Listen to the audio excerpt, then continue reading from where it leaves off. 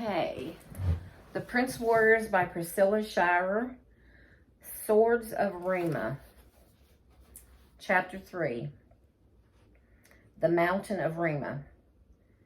Yes, Evan jumped in the air beside himself with joy. Finally, swords, real swords. Told you he'd be excited. Chill, then, said Xavier, using the nickname he'd given his little brother when he was a baby. He put a hand on Evan's shoulder to calm him down, although he was just as excited. It was about time, after all. But why are we out here? Levi said, glancing around. The swords are in the caves, right? We saw them in the Hall of Armor the first time we came to Hortos. You must receive your sword from the mountain, said Ruach. From the volcano? Asked Ivy, tilting her head in confusion. It's the mountain of Rima, Xavier said, as if he had been the only one listening. Rima. He wondered what the word meant. He'd have to look it up when he got home. You must draw your sword from the breath of the mountain, said Ruach. The mountain can breathe? Brianna asked, fascinated. It is the breath of the source, said Ruach. So the source is in the mountain? Ivy declared. No, the source is not of one place, but every place. The source lends breath to the mountain when it is time for Prince Warriors to receive their swords. They were all silent, contemplating this. So it's not a fumarole, Manuel said, scratching his chin thoughtfully. What is a femoral? Asked Evan. Fancy word for volcano, said Brianna. Not exactly, Manuel began, but Ruach cut him off. You must leave now. Time is of the essence. Go. Go? Asked Xavier, pointing to the tall, distant peak. You mean up there? Yes. You must reach the top of the mountain before the sun has turned once in the sky. But you're coming too, right? Evan asked. I mean, that's a really big mountain. We could get lost. Your armor will lead you, as always, Ruach said. His voice was becoming more distant, as his form began to fade. Keep your eyes open, warriors. The enemy does not want you to succeed. Wait, shouted Brianna. But Ruach was already gone. The kids stood looking at each other for a long moment, wondering what to do.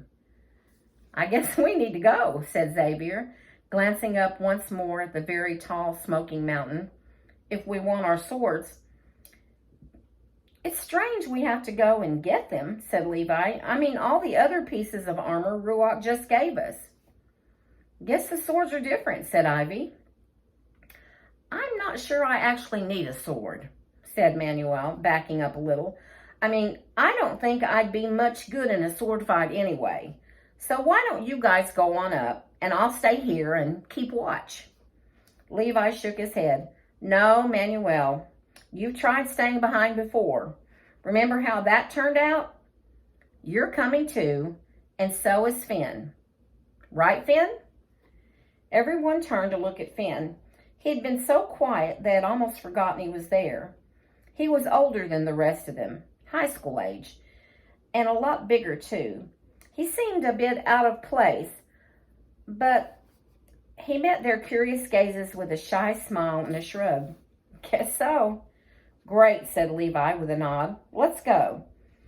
How about we get Tannen to give us a ride, asked Evan, looking around for the dragon sea monster who had helped them out of so many jams. He's got to be around here somewhere. Only Ruach can send Tannen, said Ivy, and he didn't. So I think he expects us to walk. Walk all the way up there before the sun sets? Impossible, said Brianna. If Ruach says to go, said Xavier, it means we have everything we need to do it, right? Brianna sighed. I guess so. All right then, Xavier took a step. As soon as he did, his breastplate lit up, a bright, steady beam. Xavier let out a breath. He knew he was going in the right direction. He had learned to trust the breastplate, even when it pointed in a direction he didn't really want to go. This way. He started walking with Levi close behind. The girls followed, with Manuel and Evan and Finn bringing up the rear. They walked in silence for a while. Xavier always on alert for anything out of the ordinary. He had learned to be vigilant even on this side of Ahoritas, where Ruach ruled, for the enemy had a way of setting traps in the most unlikely places. The trees were thick here with wide, knotty trunks and heart-shaped leaves. Xavier noticed that the gnarled branches of the trees had fringed tips, which made them look almost like hands. Hands. Xavier shook away the thought. They were just trees. They rustled slightly in the wind, but that was totally normal. "What kind of trees are these?" asked Brianna, who had noticed them as well.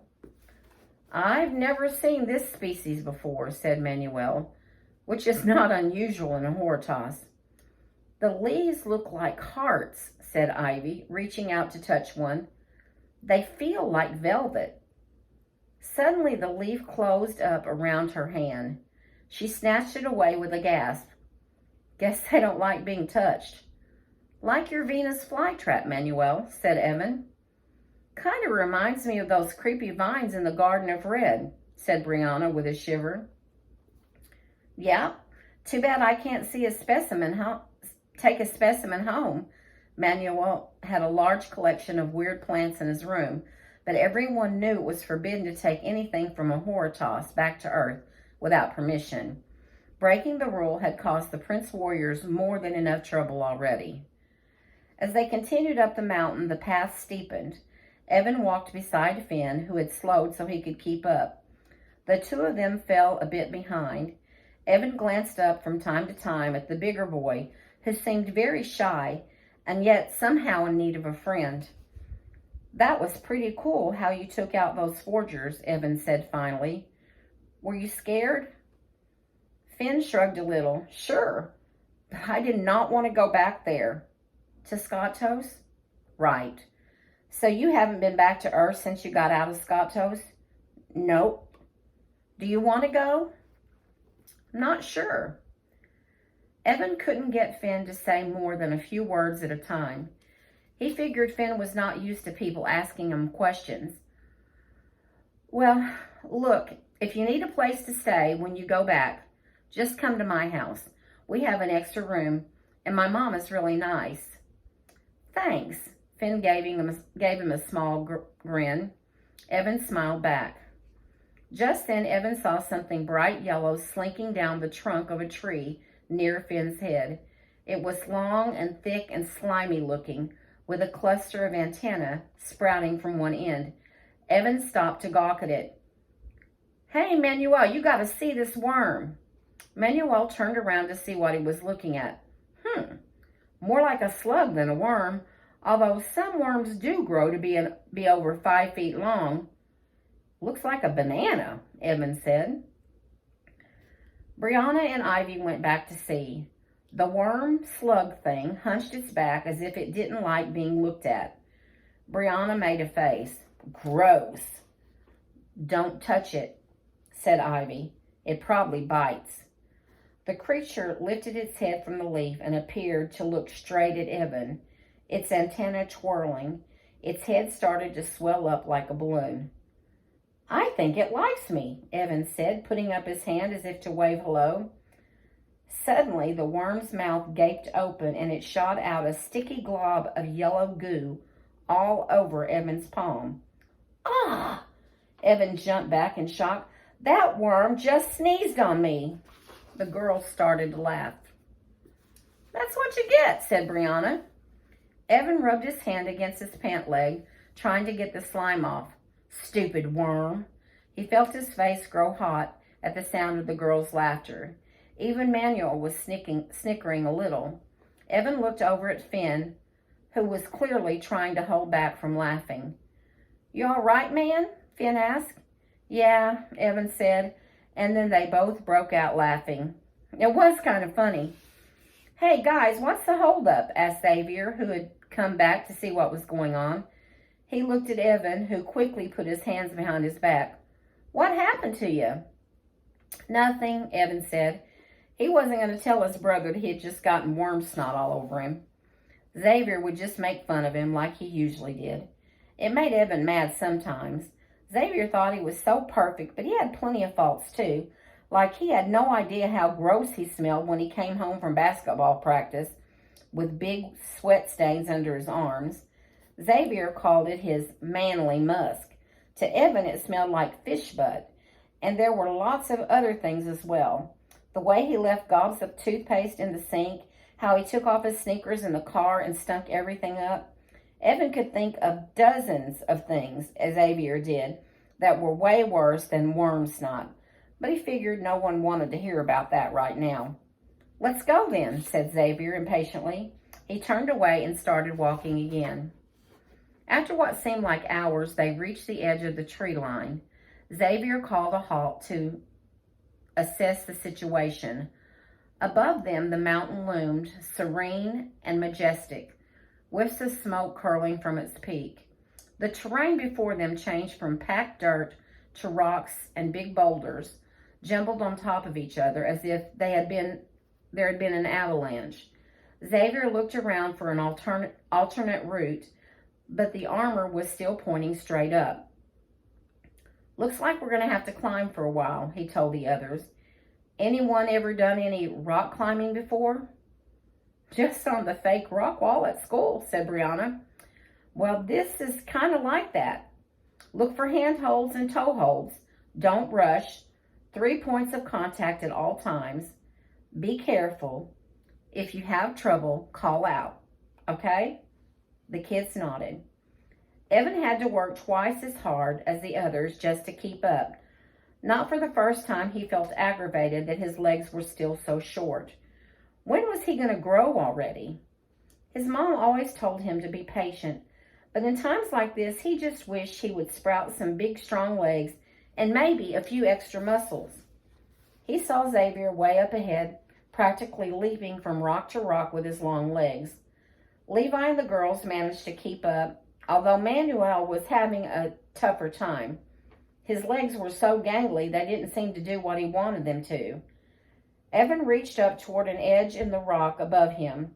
He strained his arm and wiggled his fingers, but could not reach it. Then he felt someone grasp his leg and push him up so he could get a grip on the boulder. "I got you," said Finn, who was behind him. "Thanks," said Evan, glancing down at Finn, who waited patiently for him to complete the maneuver. Whenever he had trouble getting a handhold or foothold, Finn was there to help. He didn't rush ahead like the other kids, trying to outdo them, even though he was the biggest and could probably climb these boulders faster than any of them. Evan was grateful for that. He soon realized that his boots felt different, thicker and spongier, gripping the boulders like glue. He stopped to examine his foot and noticed that the toe of his boot had curved so it hugged the boulders, and the whole bottom of the boot was rubbery, giving it extra gripping power.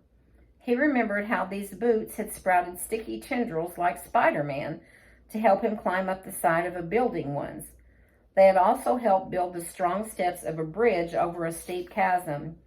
They seemed able to transform to any kind of terrain, wherever the Prince Warriors had to go. Evan was just about to announce his discovery to the rest of the kids when Manuel's squeaky voice pierced the air. "Help! I'm stuck!" Evan looked up. The others in front turned around. Manuel's leg was trapped between two big rocks. He pushed up uselessly with his arms to try and free himself. Brianna and Ivy reached out to grab his arms, but they couldn't get a good enough grip to pull him out. "I wasn't looking, stepped into a crack," Manuel said, panting. "Oh man," said Levi, climbing back down toward him. "He is really stuck." "I'll get him out," said Finn suddenly. He shimmied past Evan to where Manuel was stuck, still struggling to move his leg. "Hold still." Finn waited until Manuel had calmed down a bit. Then he bent to one knee, balancing himself on the rock above Manuel, and slipped his arms under Manuel's arms, clasping his wrists together. "Just relax. Let your leg go limp. Ready?" Finn asked. Manuel nodded. Finn began to lift Manuel toward him, tugging the stuck leg back and forth in a gentle and steady rhythm. Manuel was soon able to move his leg slightly, working it out of the crack as Finn raised him up. Once Manuel was free, Finn set him down on the top of the boulder. Manuel sat still for a moment, dusty and shaking, but otherwise okay. "Thank you," he said to Finn in a weak voice. Finn waved him off as if it was no big deal. "Good thing we brought Finn along, huh?" asked Evan. "Yeah, that was stellar," said Brianna. "You okay, Manuel?" Levi asked. "I think so, but perhaps we could rest a bit." Evan was glad for the break. He was just as tired as Manuel. His lungs ached, and his arms and legs shook with exhaustion. They still had a long, long way to go. He wondered how they would ever make it to the top at this rate before the sun set, although it was always hard to tell how long a day was in a Horatos. He closed his eyes, lifted his chin, and took a deep breath. And that's when he smelled it and felt it. Something cool on his face. It smelled moist and pleasant, like the air after a rainstorm. He opened his eyes, squinting, and looked up to the top of the mountain. The thin streams of mist that had been spewing from the crest were now cascading down the mountain. He wondered if the mountain was about to explode like a volcano, but the mist was not moving in all directions. It came straight for them. Couldn't be an accident. Somehow he just knew he was not in danger. He relaxed and inhaled and felt the mist seep down into his lungs, easing the ache. "Hey guys," he said, "do you smell that?" The others looked up and saw the curling vapors around their heads. They breathed deeply, filling their lungs. "What is it?" Xavier asked.